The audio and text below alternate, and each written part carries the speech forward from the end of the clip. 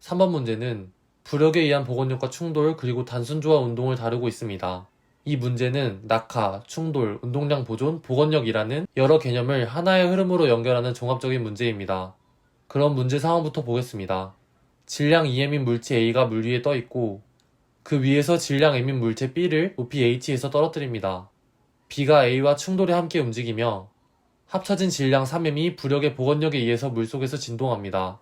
이 문제의 출제 의도는 부력에 의한 복원력과 낙하 물체의 충돌 운동을 하나의 단순조화 운동 모델로 연결하는 데 있습니다. 즉, 낙하, 충돌, 운동량 보존, 복원력 이 과정을 하나의 연속된 물리적 흐름으로 파악해야 합니다. 다만 이 문제는 현실을 그대로 반영한 게 아니라 학습용 이성화 모델입니다. 물속에서는 충돌 순간의 부력과 유체 발력이 작용하기 때문에 실제로는 충돌 후 속도가 달라질 수 있습니다. 하지만 출제 의도에 따라 이 외력의 충격량을 무시해야 운동량 보존이 성립하고 의도된 방식대로 풀이가 가능합니다. 또한 점성에 의한 감쇄도 없다고 가정해야 합니다.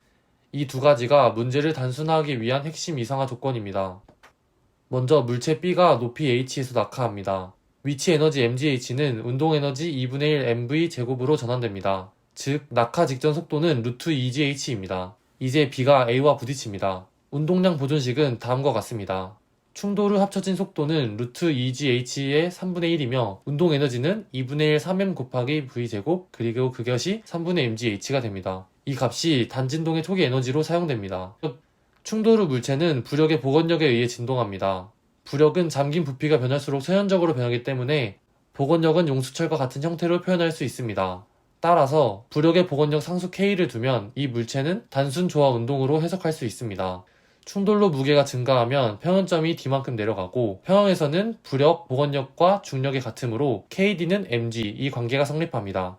충돌 직후의 운동 에너지와 복원력에 의한 탄성 에너지의 합은 최고점에서의 탄성 에너지와 같습니다. 따라서 이 식에 KD는 mg를 대입해 정리하면 다음과 같이 나타낼 수 있고 평형점의 하강량은 72분의 h가 나옵니다. 즉, 평형점이 원래보다 72분의 h만큼 내려갑니다. 따라서 진폭을 정의할 수 있습니다. 진폭은 A는 72분의 7h로 정의할 수 있고 최저점은 충돌 전 A의 위치보다 9분의 h 아래입니다. 결론적으로 단진동의 최저점은 9분의 h 아래이며 이 문제는 여러 개념을 하나의 흐름으로 연결하도록 설계된 학습형 융합 문제입니다. 만약 조건을 명시해 충돌 동안 외력의 충격량은 무시한다, 점성에 의한 감쇄는 없다고 하거나 수조 대신 용수철 모델로 바꾼다면 문제는 외력과 점성의 영향을 받지 않고 출조 의도대로 완전한 단순 조화 운동으로 표현할 수 있습니다. 5번 문제는 파스칼의 원리를 이용해 건물에 물을 공급하는 방법을 묻는 문제입니다. 이 문제는 단순히 수압을 계산하는 게 아니라 압력의 전달, 속도 변화, 그리고 실제 급수 시스템의 원리를 종합적으로 이해하는 걸 목표로 하고 있습니다. 질문은 이 탱크로 22층 옥상까지 물을 보낼 수 있을까? 입니다.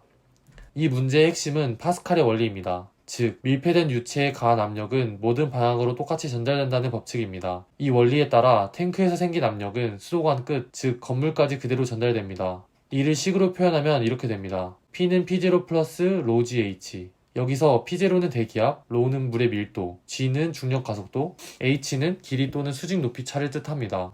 이제 실제로 지면의 수압을 계산해 보도록 하겠습니다. 경사면이 50루트 3m이고 각도가 60도이므로 수직 높이는 75m입니다. 여기에 탱크 안의 물높이 5m를 더해 총 높이 차는 80m가 됩니다.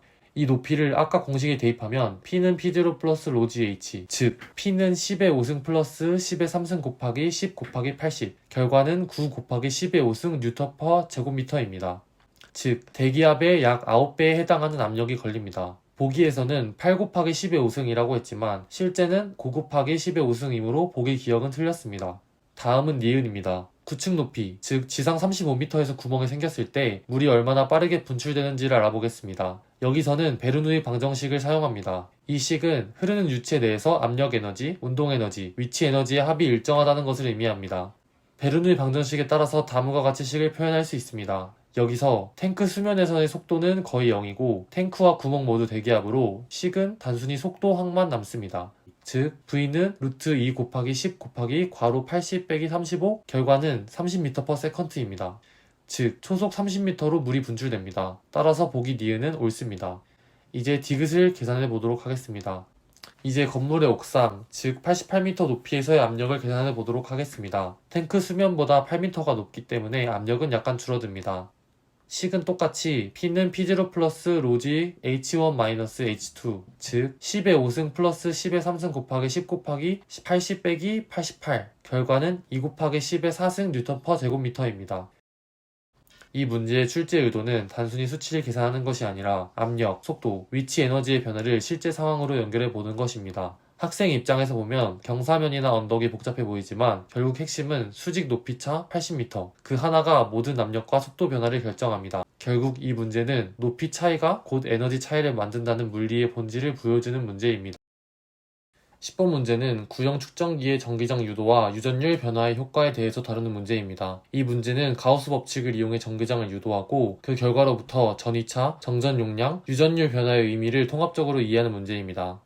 그림에서 보시는 것처럼 구형 측정기는 내부 반지름이 R1, 외부 반지름이 R2인 두 구 도체로 이루어져 있으며 그 사이에는 유전율이 입실론인 유전체가 채워져 있습니다. 내부 구에는 플러스 Q, 외부 구에는 마이너스 Q의 전하가 대전되어 있고 전체 알짜 전하는 0입니다. 참고로 실제로는 절대 유전율이 입실론 제로, 입실론 R 형태로 표현되지만 이번 발표에서는 계산 구조를 명확히 하기 위해 진공 유전율, 즉 입실론 제로만 사용하겠습니다. 이제 구형 측정기 내부의 전기장을 가우스 법칙으로 유도하겠습니다.